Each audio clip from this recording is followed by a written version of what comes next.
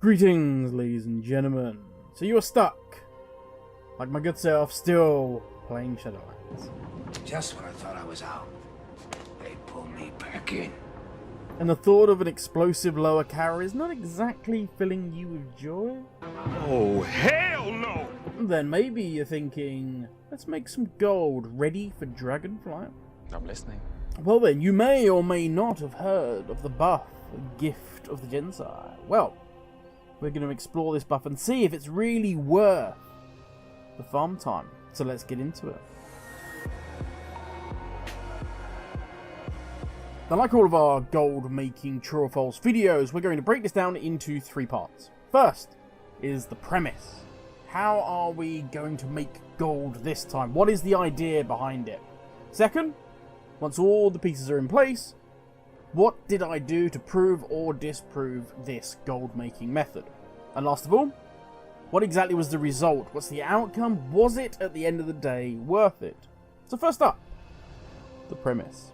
We start this gold making method within the dusty caves north of Haven in Zereth Mortis at the cipher table. Now you may groan, and I don't blame you at this point.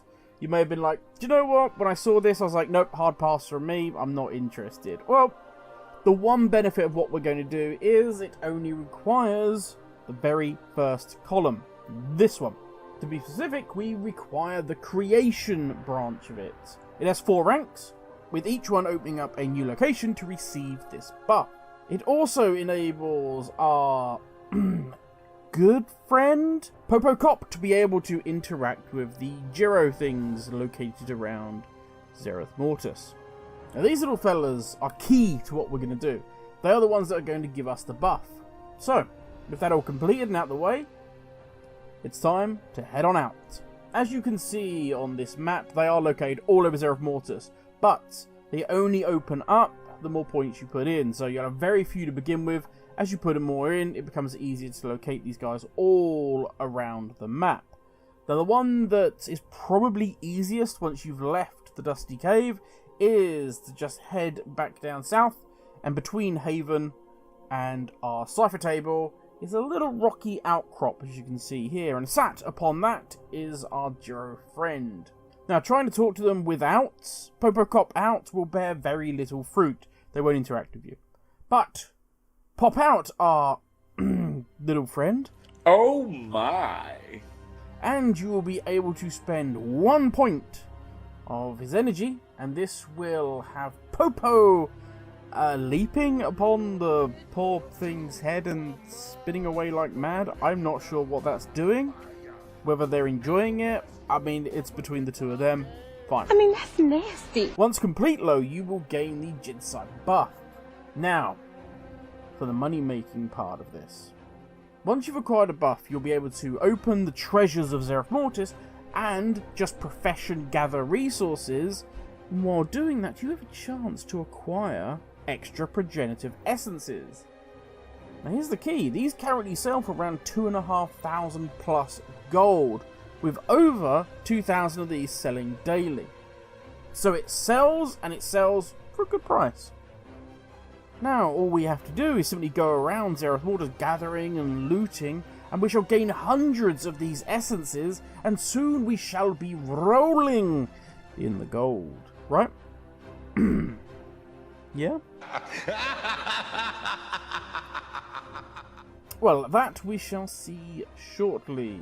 Now, first up, I gained the buff on my DK. That's fully, the whole table is maxed out. It is good to go. There is nothing that I could want or possibly need to do on this character in Zereth Mortis. I gained my buff and then flew around. I did the loop. Just kept going around and around and around, and I think I reapplied the buff like twice. But as I say, I'm max level rank, so there's guys dotted all over the place. I was able to talk to Jiro wherever I needed them. It was fine. I was opening chests left, right, and center. I did this for about 30 minutes, and then I swapped onto my paladin. Now this character has mining as a profession, so I was actually able to test the gathering aspect of this buff as well. Again, I did the loop, going around, any mining nodes, any chests I could find. I did that for 30 minutes, and this gave me, for those of you smart big brain out there, you probably already worked this out, 1 hour of farming. Which is how I normally do these gold making videos. If you only have a really limited amount of time to play, say, I don't know, like my friend Chad, you literally log on at lunch and do a little bit of farming or whatever you've got time to do, then you log off, or maybe once you're home in the evening, you've only got a very limited amount of time to play the game, you want it to be as productive as possible. So I have no doubt that we could probably do this farm route 4 hours a day, every day, and we'd make gold. But then you could apply that to almost anything in WoW. You play it for long enough, eventually you will make enough gold. But most simply don't have that kind of time. So that takes us to part 3. Is it really worth it? So in 30 minutes on the DK, I gained a grand total. I was surprised at this, so be prepared. We gained a grand total of 0. 0 Progenitor Essences. Yeah, okay, we're not off to the best of starts. On the Paladin, different story. We gained a whopping 1 Progenitor Essence. Golf clap? Golf clap. So, you may be sat there thinking, well, okay, we're done. This is a big fat waste of time. We're not going to make any money off of this. Thanks, but no thanks. And yes, on the surface, I would 100% agree with you.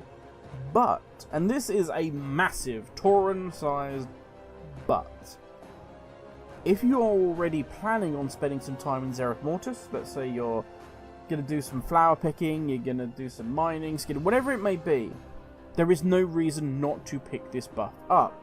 It literally costs us nothing to gain. It lasts for 15 minutes, and all we're going to need to do is spend 1 charge of Popo's energy. That's it. And if you're lucky while farming, because I am historically unlucky when it comes to farming, you can actually get a couple of these to sell. I went onto the WoW forums because I was shocked how bad the drop rate actually was. And yeah, from what I can tell, it is pretty bad when it comes to how many people actually gather.